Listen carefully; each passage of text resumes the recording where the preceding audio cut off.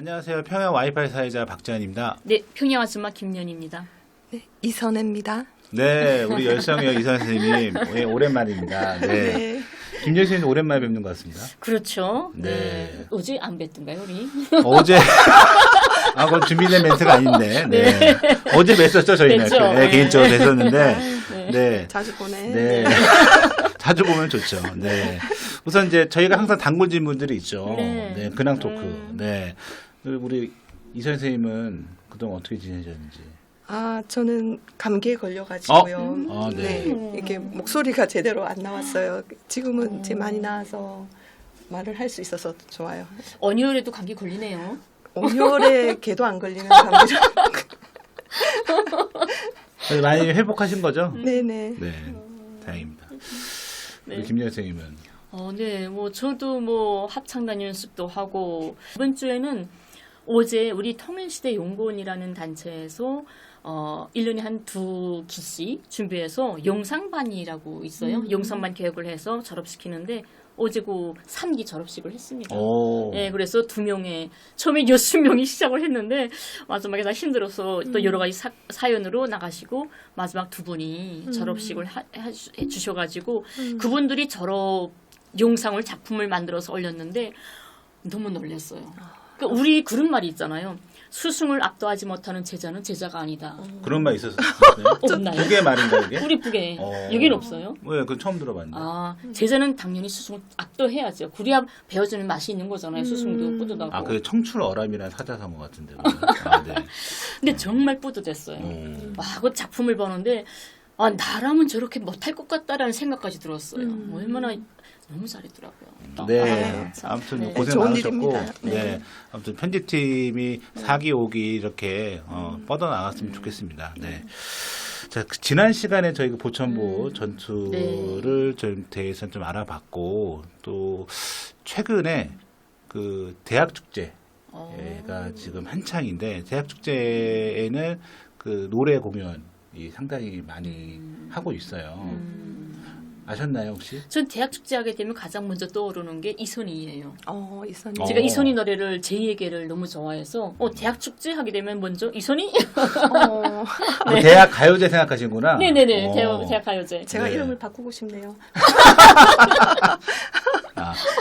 제가 왜 이런 말씀 드리냐면은 보천보요 관련해서 제가 말씀드렸고 그 다음에 대학 축제에 대한 음악에 대해서 이제 말씀드렸는데 오늘은 보천보 전자 악단에 대해서 좀 알아보는 시간을 가지려고 합니다. 네, 그래서 이 보천보 전투에서 이름을 따온 것 같은데, 네. 예, 그 보천보 그 이름을 딴 그 유명한 악단, 이 보천보 전자 악단에 대해서 설명을 좀 해주시겠어요? 네, 보천보 전투가 1937년 6월 4일에 있었는데 보천보 전자악단이 창립한 날짜가 1985년 6월 4일입니다. 그래서 6월 4일을 일부러 맞춘 것 같아요. 네, 당시에 80년대 생각해보면 왜 그룹들이 많았잖아요. 이렇게 전자음악하는 그룹들 많았죠. 네, 그때 당시 이제 세계적으로 전자공업이 상당히 발전을 하다 보니까 이 전자기술을 이용해서 이제 여러 가지 악기에도 그걸 도입을 한 거죠.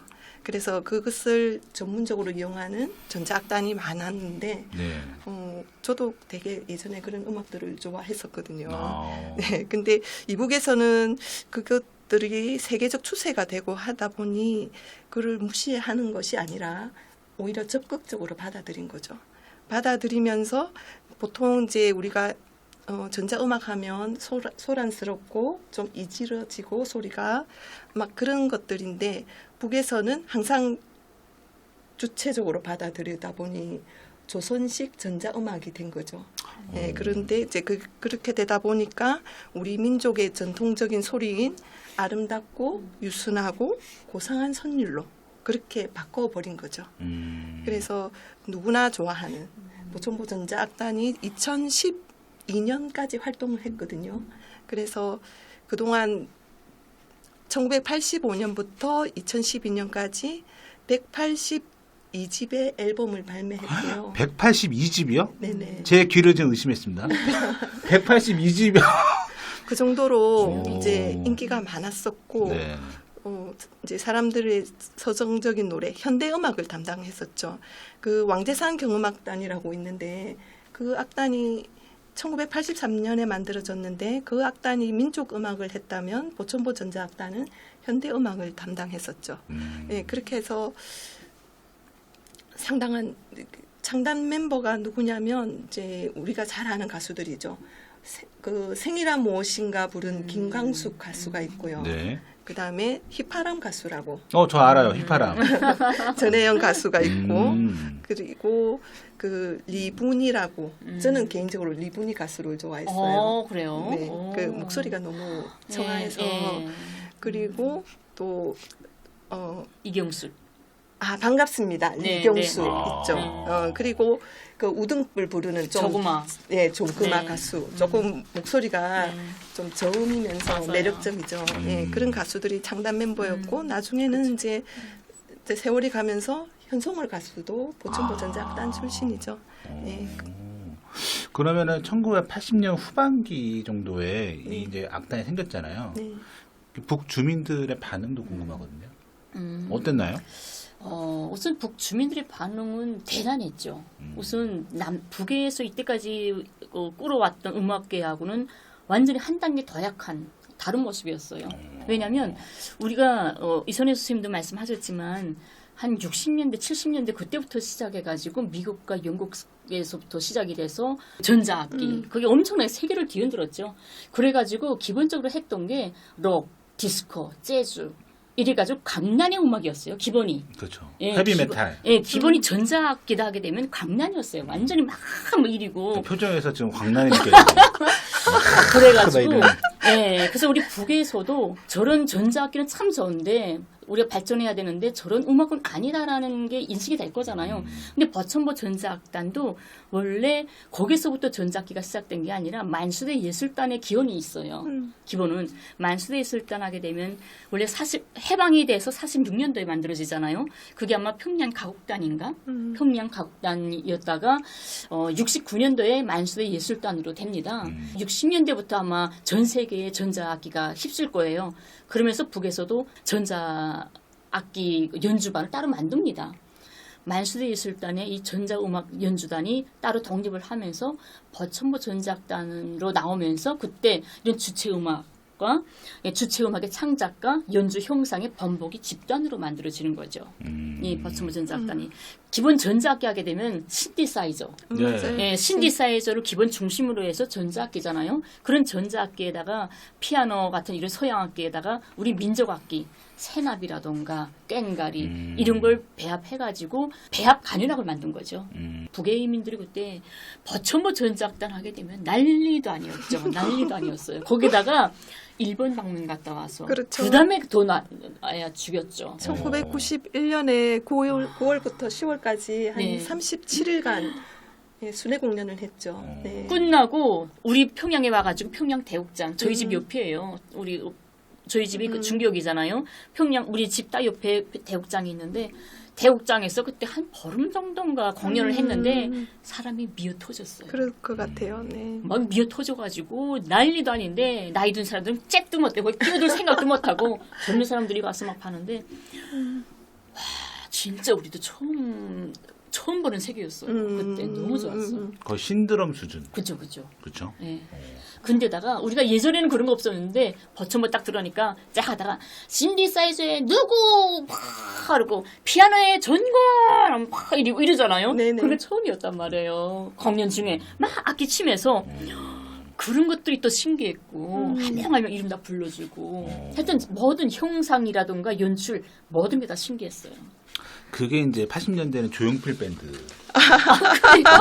맞네요. 조용필 드럼 누구 막 이렇게 소개를 예. 하고 그다음에 뭐 2000년대 윤도현 밴드라고 네. 오피스팅 코리아 불렀던 네, 그 공연했었죠. 가수. 네. 가수. 그러니까 전자 건반악기 신스사이즈를 네, 네. 담당하는 사람이 5명이고 네. 남자들은 연주를 했죠. 그쵸. 네, 그리고 전자기타 2명, 음. 드럼 2명, 그리고 또 특징적인 게 그 지휘자가 있어요. 네, 그죠? 네. 그래요? 그렇죠. 우리는 보통 경음악단 하면 지휘자가 없는데 여기는 지휘자가 있었어요. 야, 그거 처음 들어보네요. 아까 말씀하신 것처럼 이제 전자악기에다가 필요하면 피아노도 그쵸. 같이 하고 우리 전통악기도 같이 민족악기도 하고 되고, 예. 네, 그렇게 해서 이제 되게 이제 다양하게 풍부하게 했었죠. 주체식 우리나라식 음. 전자 조선식 밴드죠. 전자음악 예, 조선식 전자악단이죠. 저희 시대 때는 제 90년대에 이제 대중음악을 많이 들었는데 서태지와 아이디라고 들어보셨나요? 지금 이 선생님은 이러고 계시는데 이제 뭐예요? 공감하신다는 거죠. 네. 뭐예요? 저는 서태지는 그렇게 좋아하지 않았고. 근데 저희 세대 사람 이름이에요. 네네네. 예. 서태지가 사람 이름입니다. 오. 서태지와 아이들이 두 명이 있는데 그게 이제 90년대 대중음악에 굉장히 혁명적으로 등장을 해왔고 이제 뭐 힙합이라든지 미국에 있는 그런 그 대중음악을 이제 한국식으로 해석을 해왔고 이제 음반을 이제 낸 가수들인데 엄청난 인기를 끌었어요. 그 당시에는 이제 80년대 90년대 나누는 기준은 서태지와 아이들이 있냐 없냐에 따라서 달라진다.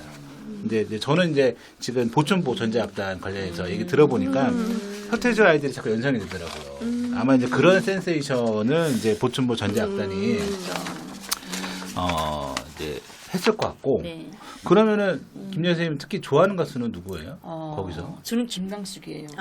또 그때 어떤 말이 이야기 들었던 게 버츠모 전자악단 안에 김광숙이 남편이 있어요. 피아노에 전건할 때 그 사람이 김광숙 남편이에요. 그리고 김광숙의 시아버지 정건 남편의 아버지죠. 그러니까 시아버지가 전동우잖아요. 전동우 작곡. 예, 작곡 작사. 유명한 작곡 작사죠. 네네. 작사인데 여기 김광숙이 자기 며느리가 부른 노래 중에 많은 부분이 저희 시아버지가 작사하신 게 많아요. 그리고 나는 알았네. 그다음에 나는 영원히 그대의 아들. 그다음에 이름 없는 영웅들에서 나오는 주제곡 이런 것들 다 전동우가 썼잖아요. 근데 유명한 시인이죠.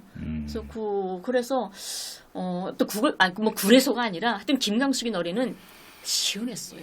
얼음이 꽉막 뚫린 게 우리가 했던 발성 요소가 좀 다른 분위기가 있었어요. 약간 성황 느낌. 달았어요. 예. 성황 느낌. 달라요. 우리하고. 그러니까 우리는 학교 어릴 때부터 배웠던 발성인데 김광숙이는 엄청 여기서 통 소리가 나오는 시원한 그런 게 있어서 좀 멋있다. 뭐 찡한 찡 나는 건 아니고. 그건 아니에요. 그 정도는 아니에요. 막 뻥 뚫리는. 뻥 뚫리는. 그런 소리. 시원시원하게 그쵸, 잘하죠. 시원시원하게. 근데 그 김광수 그 배우 그분은 인민 배우 칭을 얻었다고 제가 알고 맞습니다. 있는데 그렇죠. 맞나요? 92년도인가요? 그렇죠. 네. 91년에 일본 순회 공연을 갔다 오고 나서 김광숙과 전혜영은 인민 배우 칭호를 네. 얻었고 나머지 3명 가수는 그 공은 배우 칭호를 얻었죠. 남편은 인민예술가 받았고 아내는 인민 배우 칭호 받았고. 북에서는 그 가수를 배우라고 하더라고요. 네네. 그래서 저희 한국에서는 영화 배우, 그다음 뮤지컬 배우, 연극 배우 이렇게 칭하는데 북에서는 가수를 배우라고 하는 이유가 뭘까요? 북에서는 이제 뭐 연기나 화술, 노래, 무용, 교회가 뭔 줄 아세요? 서커스 아닙니까? 맞죠? 너무 많이 하셨어. 네, 이런 이제 전문적인 기량이 있어야 이걸 할 수 있는 거잖아요. 교회 같은 경우도 그렇고 무용도 그렇고 연기도 그렇고 그래서 이런 전문적인 예술적 기량을 가지고 예술 창조에 이바지하는 사람들 그렇게 정의를 내리고 있어요. 그래서 사람들 앞에서 직접 자기가 몸으로 하는 것들, 뭐 연기나 노래나 다 그런 거잖아요. 이런 사람들은 배우라고 하는 것 같고요. 그리고 뭐 작곡이나 작사나 이런 것들은 예술가라고 하죠. 네. 그러니까 지금 생각해 보니까 요즘 그 한국의 대중 가수들도 무대에서 연기하거든요. 네네. 그러면 사실 그렇게 되면 배우잖아요. 그렇죠. 배우죠. 같이 그렇죠. 겸업하죠. 그렇죠. 맞죠? 연기도 하고 네. 뭐 여러분 잘 아시는 아이유 같은 경우도 노래를 하면서 연기하거든요. 그렇게 생각하니까 이해가 빨리 되네요. 그러면 이 인민 배우 네. 왜 칭호는 어떻게 받을 수 있는 거예요? 인민 배우 칭호 받기는 쉽진 않죠. 하늘의 별따기인가요? 그럼요. 그런 것 같아요. 어. 이제 공은 배우부터 되고 그 다음에 이제 인민 배우 칭호를 받게 되는데 이제 인민 배우 칭호를 받기 위해서는 이제 3가지 조건이 있어요. 네. 첫째는 예술 분야에서 특출한 공헌을 세워야 합니다. 그리고 인민들의 사랑과 존경을 한 몸에 받아야 되고요. 네. 또 국가와 사회적 사업에서 애국적이며 헌신적인 활동을 적극적으로 해야 합니다. 이 세 가지 조건이 되어야 인민 배우가 될 수가 있습니다. 이거 당원 아니에요? 네. 오, 그렇죠. 어떤 명예군요 진짜. 그렇군요. 그러면은 우리나라 국민 네. 배우하고는 좀 다른 것 같죠. 아무래도. 아, 그렇죠. 국민 배우 같은 경우는 이제 인기가 많고 국민들에게 사랑을 많이 받으면 국민 배우라는 칭호를 그거는 하거든요. 똑같죠. 예. 근데 이북에서는 이 칭호를 어디서 주냐 하면 최고인민회의 상임위원회 정령으로 발표를 하는 거기 때문에 아, 국가적인 거죠. 국가에서 발표를 그렇죠. 하는 거고. 네네네. 남에서는 이제 언론이나 이제 대중들이 그렇죠. 얘기를 하는 거고. 네. 그렇죠. 그러니까 남과 북이 인민 배우든 공원 배우든 배우에 대해서 국민 배우든 다른 게 남쪽은 허칭이고 북쪽은 칭호다라고 생각하면 될 것 같아요. 예전에 설명해 주셨죠. 네네. 그렇죠. 하긴 국민 MC 한국에서 그건 허칭이잖아요. 우리가 그렇죠. 불러주는 거잖아요. 유재석이잖아요. 그렇죠? 아, 유재석. 그렇네요. 국민 MC. 국민 MC예요. 국민 동생 아이유 보고 국민 동생. 아, 국민 여동생. 여동생이라고. 아, 국민 여동생. 뭐 이런 것처럼. 그렇죠. 그냥 불러주는 거네요. 그렇죠. 그죠? 허칭이죠. 그래서 그 관련해서 그 영상을 한번 좀 우리가 봤으면 좋겠는데 네. 영상이 준비됐나요? 네. 네, 한번 보실까요?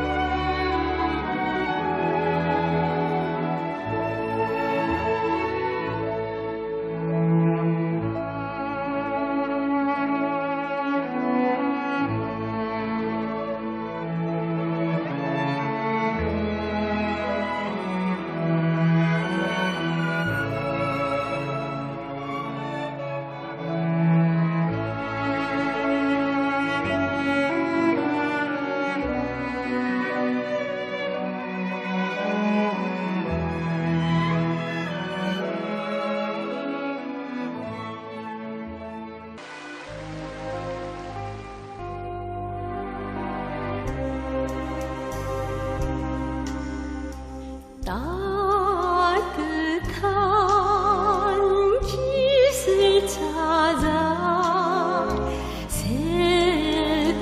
새들은 가도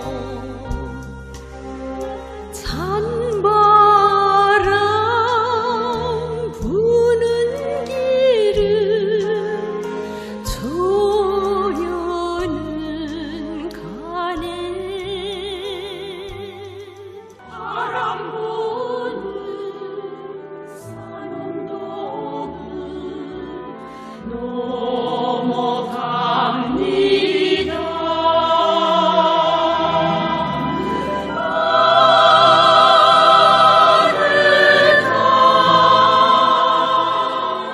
어젯밤에도 불었네 휘파람 휘파람 벌써 몇 달째 불었네 휘파람 휘파람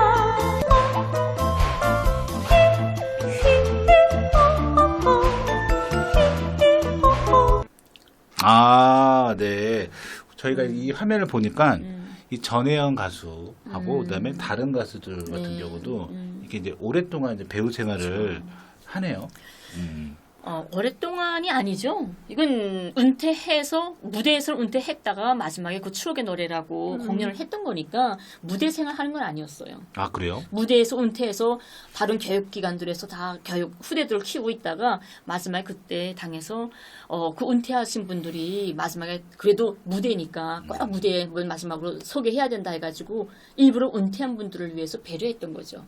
아. 예, 그래서 추억의 노래라고 은퇴한 분들을 위한 무대를 따로 열었어요. 근데 그 한국하고 좀 비교를 해보면은 한국에서 열심히 활발하게 이제 뭐 연기 생활이나 이제 가수 생활 하다가 이제 은퇴를 해서 한 경우는 보통 이제 뭐 다는 아니지만 시골에 계시거나 뭐 다른 뭐 사업을 하시거나 하다가 대중 속에서 이제 뭔가 이제 이슈가 되면은 그때 이제 뭐 공연을 하고 연기를 하는 경우가 좀 많거든요.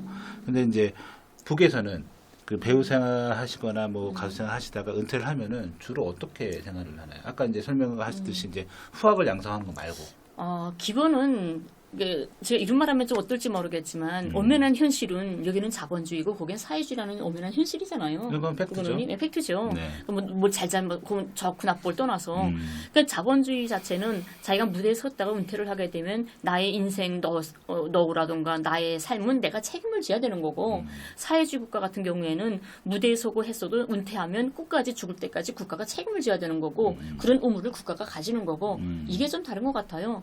그래서 무대에 한참 섰다가 은퇴하면 그래도 나는 이 국가와 이 사회와 저국을 위해서 뭔가 기여할 수 있는 게 뭘까 이럴 때 나만큼의 후대를 기르는 게 가장 중요한 게 아니겠습니까?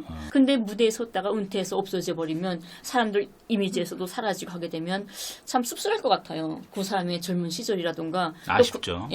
또 그만한 후대를 키워내지 못한 아쉬움도 있고 그래서 북에서는 체육인이든 음악인이든 과학자든 그 자기 위치에서 은퇴를 하면 그 나만큼의 어떤 후대를 키우는데 모든 걸 다 썩게 되기 때문에 그런 위치에서 일을 하게 되죠. 그래서 김강숙이나 전혜영 같은 경우도 다 무대에서 은퇴했어도 학생선용문전이 있었죠.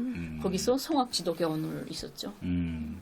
북에서는 이제 이게 심리학적으로 표현하면 사회적 생명이라고 해서 그쵸. 이제 내가 죽더라도 이제 나의 어떤 정신들을 이어서 가는 거를 이제 사회적 생명이라고 이제 치하는데 그거를 좀 중요하게 여기는 듯한 것 같습니다. 그리고 남에서도 확실히 좀 충분하지 않지만은 그 노후를 보장할 수 있는 게 있어요.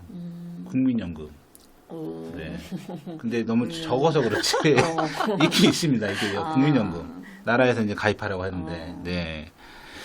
네, 그러면은 오늘은 이 보천보 전자악단에 관련해서 여기까지 하면 좋을 것 같고요. 오늘은 이 두 분 선생님 모시고 보천보 전자악단에 대한 역사와 그 재미있는 에피소드를 같이 알아봤습니다. 다음에도 저희가 좋은 방송으로 찾아올 거고요. 오늘 끝까지 시청해주셔서 감사합니다. 감사합니다.